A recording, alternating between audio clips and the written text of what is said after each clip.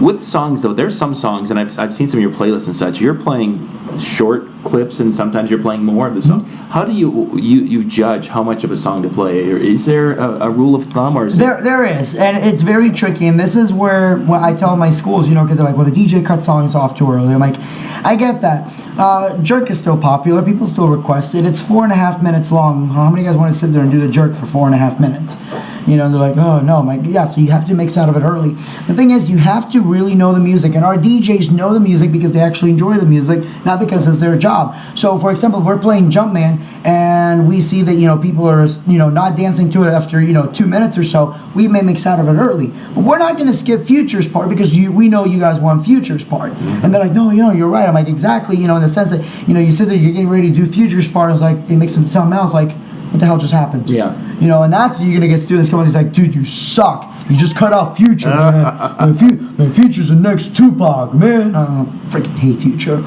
I would love to be able to just do a rap career by putting marbles in my mouth and going, anyways, that's me how I really feel.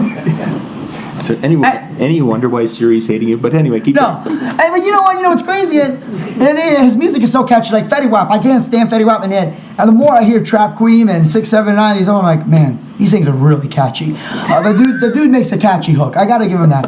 But that being said, I go over this with the students and I tell them, it's kind of like really feeling out the crowd. Stuff like Cha-Cha's, it's like 5.5 minutes.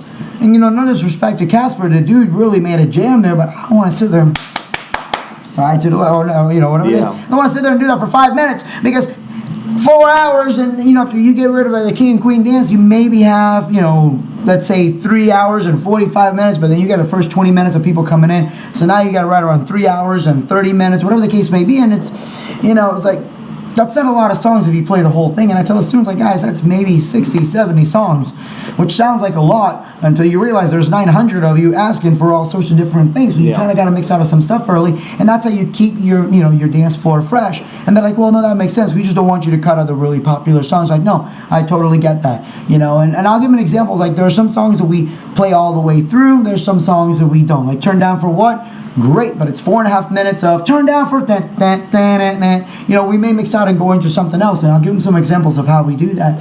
And I tell DJs, whenever you're first starting in a school game, you bring your turntables or controller or whatever with you, and you mix in front of them. This is an audition. This is not a consultation. Mm-hmm. You see, the difference between a consultation and an audition is, a consultation is if you're going to go to a lawyer, a proctologist, something's going to come out of your butt. Nobody wants that, nobody ever says, I'm really looking forward to this consultation. Nobody's ever said that.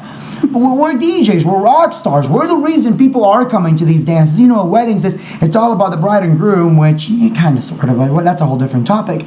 But at school dances, it's all about the DJ. They're not there to look at the decorations. They're not there to eat, food that's dying out because, the students haven't touched it because they already ate before they ever got there. They're there to dance. Right. They're there like, let's see if this, and they're literally like, let's see if this DJ is going to suck. They're not asking, let's see if this DJ is going to be good. Like, oh, I bet this DJ is going to suck. So until you get your foot in there, you really want to go in there and audition your butt off. Yeah. Bring your system. Nowadays, I don't have to do that because I have enough footage and people know who we are. Mm-hmm. So until you get to that point, you really want to bring your system every single time and just kind of go over and say, look, here's an example. And I used to do live transitions, and they're like, oh, that was awesome. I'm like, well, cool, because I just played that song for only 2.5 minutes. Like, oh, but we like that. I'm like, exactly. Again, it's not that your DJ cut off songs too early. Your DJ didn't know the music, and your DJ probably sucked at mixing. Hey, let's talk about how your DJ mixed last time. Oh, well, he didn't. And therein lies the problem. Mm-hmm.